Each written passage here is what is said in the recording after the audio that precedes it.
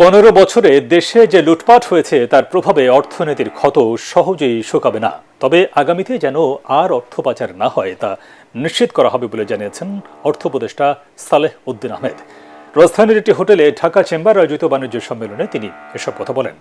এ সময় ব্যবসায়ী ও উদ্যোক্তারা জানান, জ্বালানি সংকট এবং আইন শৃঙ্খলা পরিস্থিতির উন্নতি না হলে ব্যবসা চালানো সম্ভব নয়। শরফুল আলমের রিপোর্ট। এলো ভিশন মুশকিল আসান অফার। যে কোনো ব্র্যান্ডের পুরনো ফ্রিজ নিয়ে চলে আসুন ভিশন শোরুমে আর নিয়ে যান নতুন ভিশন ফ্রিজ 20% পর্যন্ত ছাড়। অন্তর্বর্তীকালীন সরকার দায়িত্ব নেওয়ার পর থেকেই নানা দাবিতে রাস্তায় বিভিন্ন মহল ও গোষ্ঠী।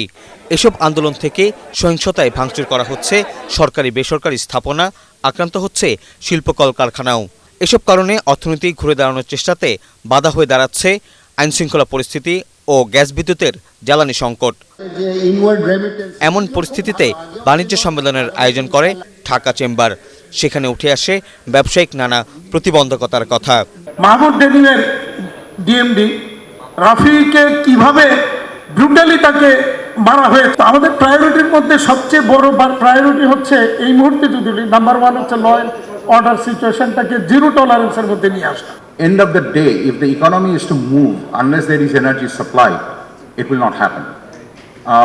If you depress your net energy supply, what are our industrial facilities going to run on? So that's a very critical component for us. Rightly, এটাকে একটা সফট টার্গেট হিসেবে নিয়ে একটা নৈরাজ্য তৈরি করছে, but I'm sure you can see a successive improvement of situations, and going forward, I assure you that you will see better situations. উন্নয়নের নামে দুর্নীতিতে জর্জরিত অর্থনীতির উপর নির্ভর করে 2026 সালে স্বল্পোন্নত দেশের তালিকা থেকে বের হওয়া কঠিন হবে কিনা তা আরেকবার ভেবে দেখার তাগিদ দিয়েছেন বিনিয়োগকারীরা। এ সময় অর্থ উপদেষ্টা জানান, মূল্যস্ফীতি কমানো সহ অর্থনীতিতে স্থিতিশীলতা ফিরতে শুরু করেছে। তবে সহসায় এই ক্ষত শুকাবে কিনা তা নিয়েও আশঙ্কা তার।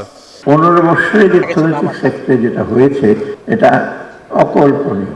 এখন যদি আপনারা বলেন 3-4 মাসে এসে চিফ অ্যাডভাইজার সালাউদ্দিন সাহেবরা সব করে দেবে, দিস ইজ সে একটু এক্সপেকটেশনটা একটু লফটি, কিন্তু আমি বলবো এখন মোটামুটি কিন্তু একটু স্টেবিলিটি আসছে।